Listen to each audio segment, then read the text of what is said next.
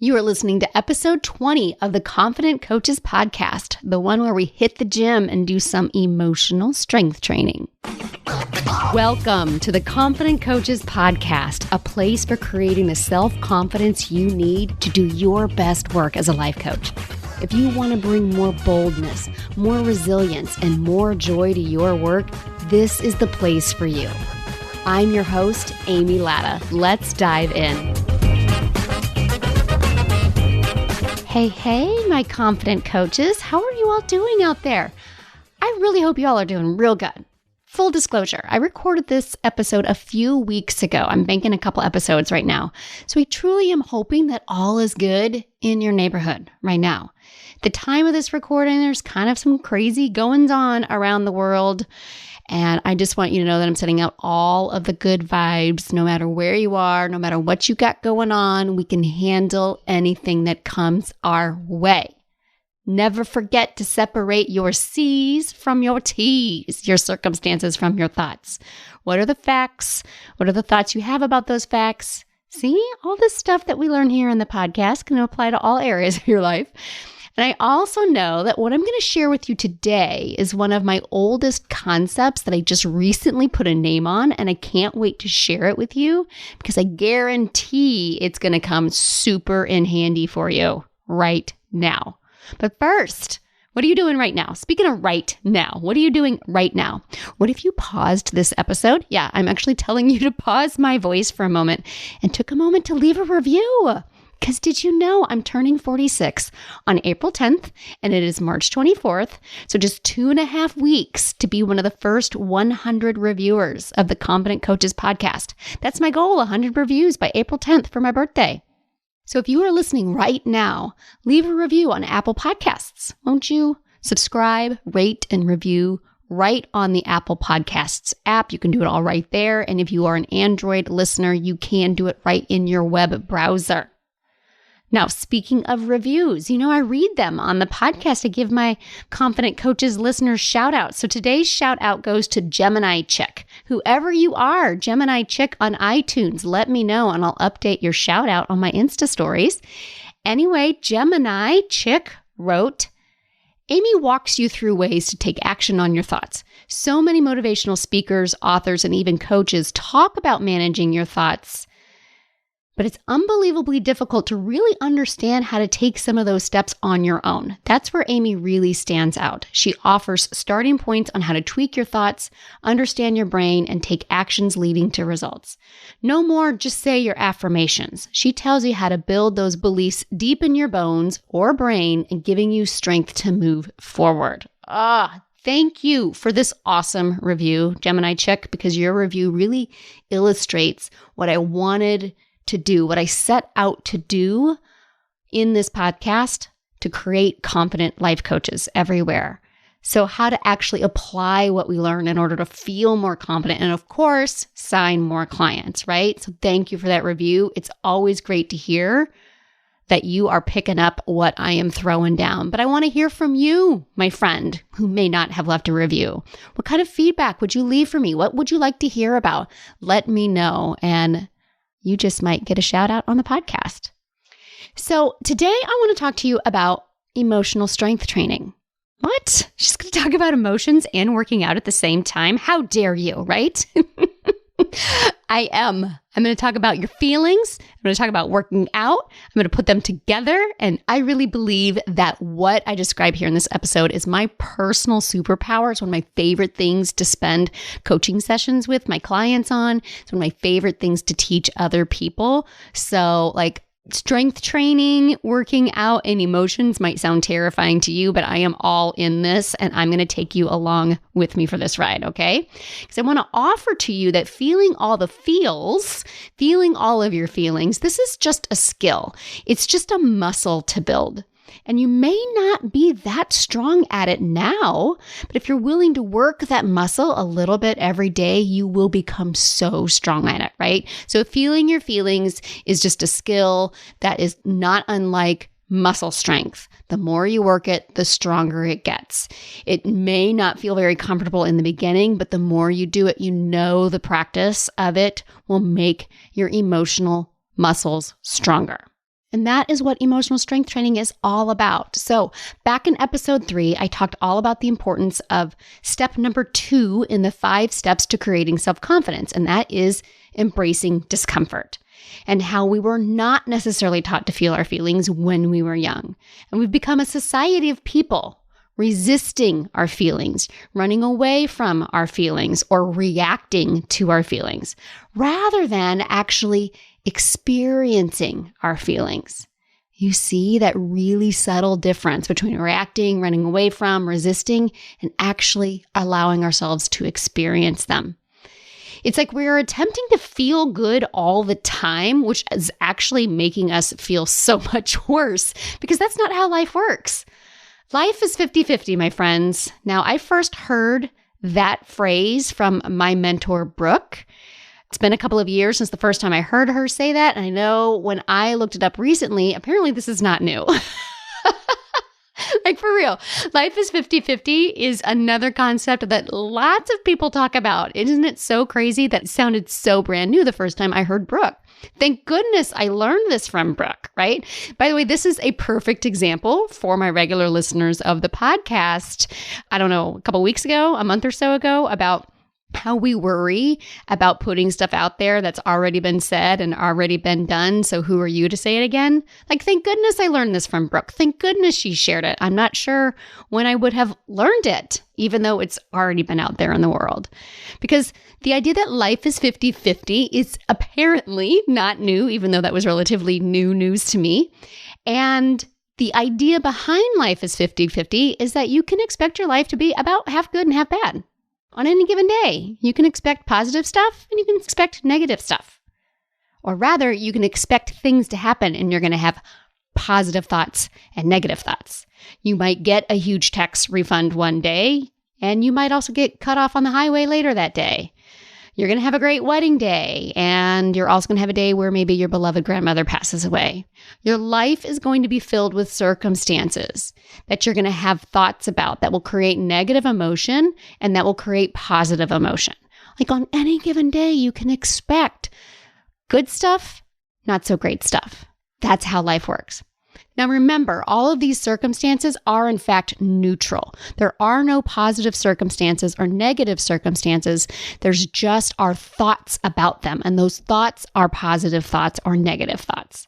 Like, I think my wedding day was great and I feel very joyful when remembering it.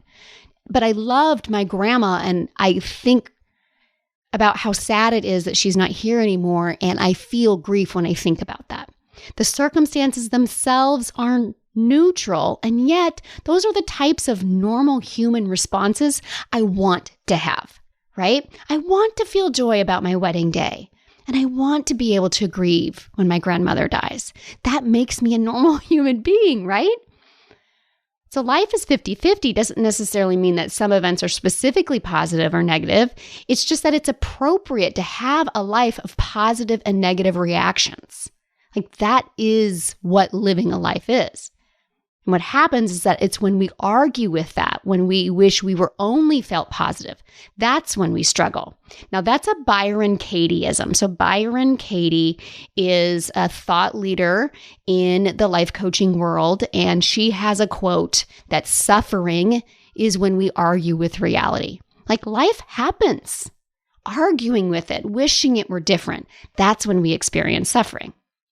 Because we could choose to experience the emotions that our normal human brain reacts to life circumstances. We could just choose to be the normal human being that we are. We could become a fully feeling human being who is willing to feel the full spectrum of human emotion.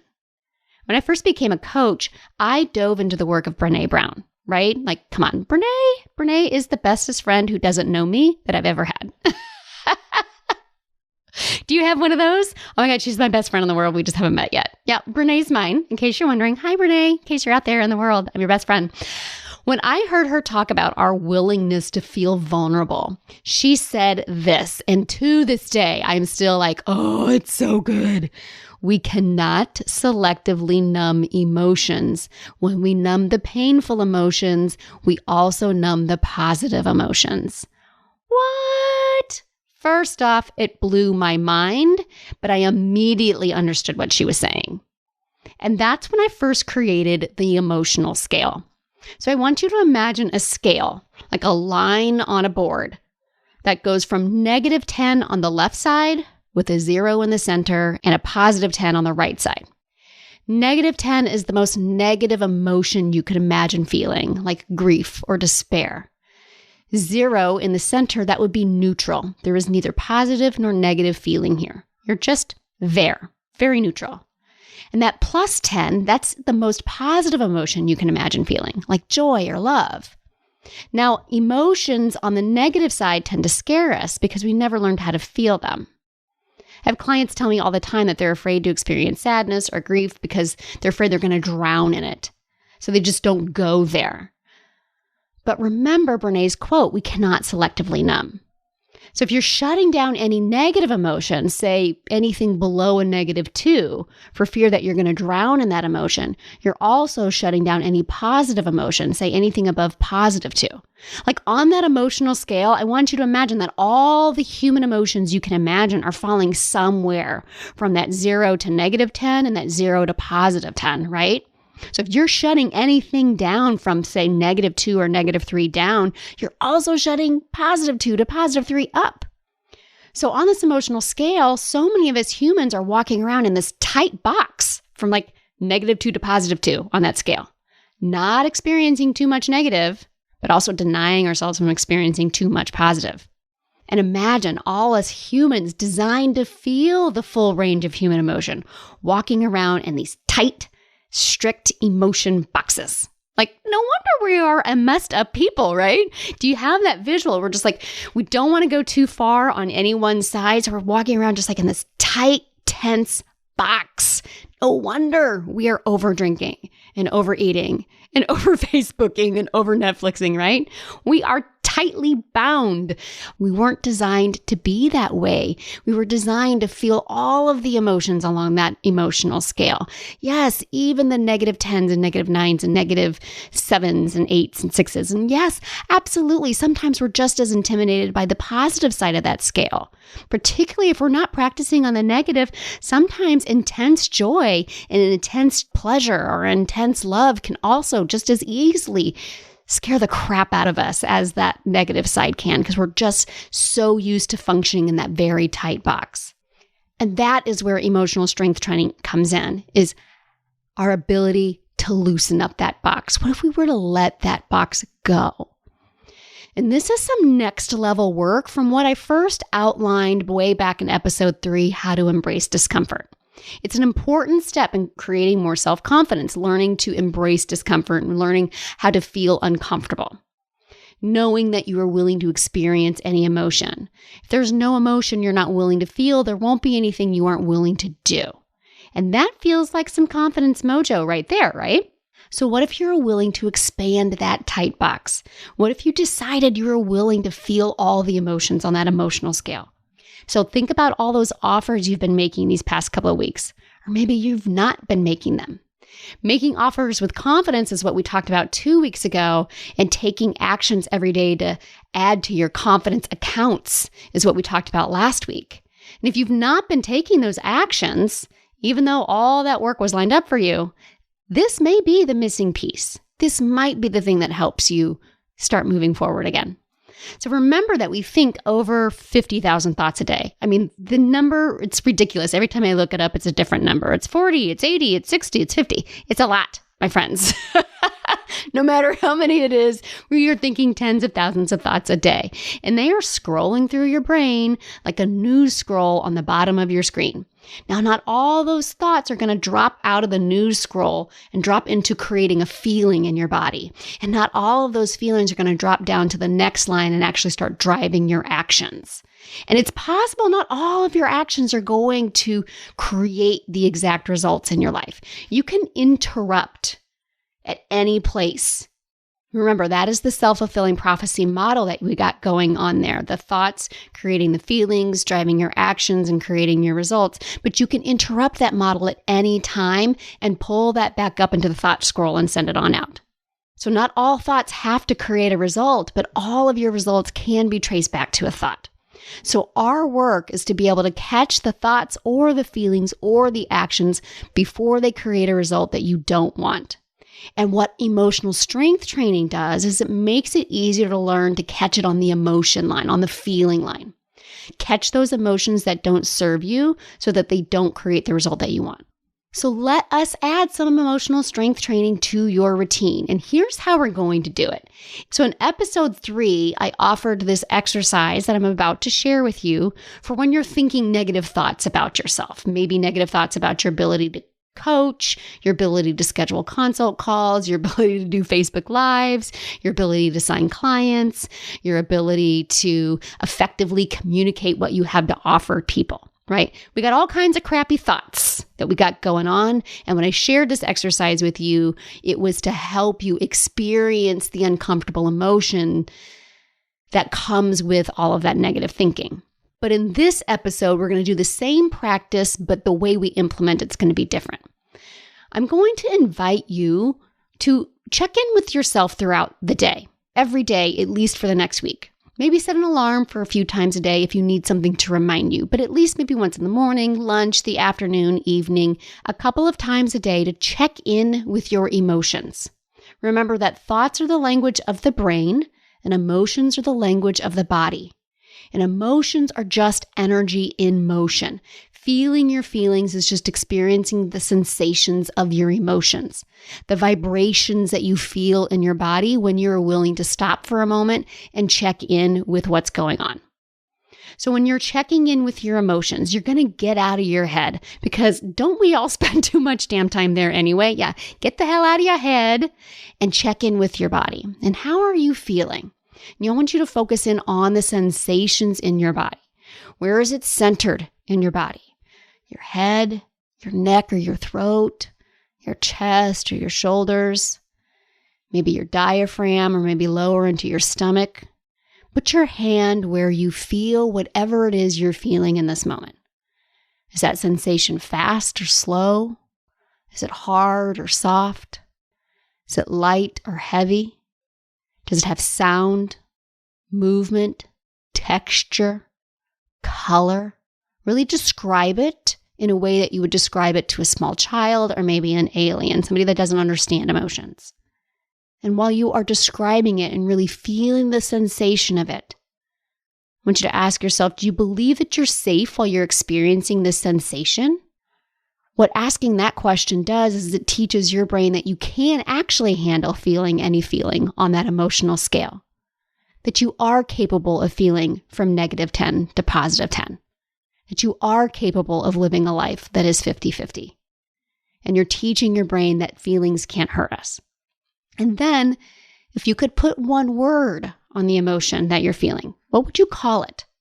Connect the name of that emotion with the sensation of it in your body. And that's where you are teaching your brain what the sensation feels like in the name of the emotion that you would assign to it. And the more that you do this, your brain becomes more familiar with the sensation and the name so that it's easier to catch in the future. Again, you may not always be aware of the thoughts that you're having that are causing the crappy feelings, but you may be able to catch that feeling. The more you practice feeling those variety of emotions, they'll be easier to notice in the future. So that maybe not so many negative actions have to be coming from your negative emotions. You're going to get very well practiced in experiencing them, which will make them easier to catch in the future. The more you practice emotional strength training, the easier it is to identify the feelings you're experiencing that are driving your actions. So you may not know you're thinking a crappy thought, but you'll be able to identify that feeling better. And then it'll become so much easier to pull that thought up and throw it back into your news scroll, throw it back up into your thought scroll that's going on in your head. So emotional strength training has 2 huge benefits. It allows you to experience the 50-50 of life, and it also helps you catch crappy thoughts before they create crappy results. All right, my friends, do you see why this is something you want to get so much better at? 2 huge benefits for you that will do nothing but make you feel amazing in the long run. So that is your work, my friends. You listening to me out there?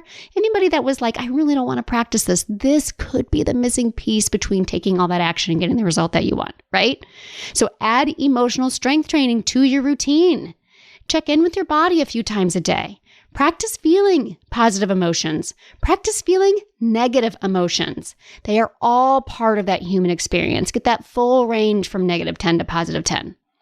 Start to learn the difference of how different emotions physically feel inside your body so you can more easily identify them in the future. Open up that tight box and feel like the fully emoting human you were made to be. Because honestly, for real, my friends, nothing feels more confident AF as knowing you can handle any emotion that comes your way. All right. Until next week, my friends. Friends, I am so excited to offer you a podcast-only treat. I am sharing with you the 5-day Unblock Your Confidence mini course. It is only available to the Confident Coaches podcast listeners, and the only way to get your hands on it is right here. Why do you need this course? Well, in this 5-day mini course, you will learn why it seems like you struggle with confidence when others don't, how to build trust in yourself, how to get over your fear of failure, how to stop caring so damn much what other people think, and the best thing you can do to unblock your confidence today. All of that in just 5 days. This is some of my best work waiting for you. Visit www.amylatta.com/unblock-confidence to get yours. Again, that's amylatta.com/unblock-confidence. Go now and get started today. Thanks so much for listening to the Confident Coaches podcast. I invite you to learn more. Come visit me at amylatta.com. And until next week, let's go do epic stuff.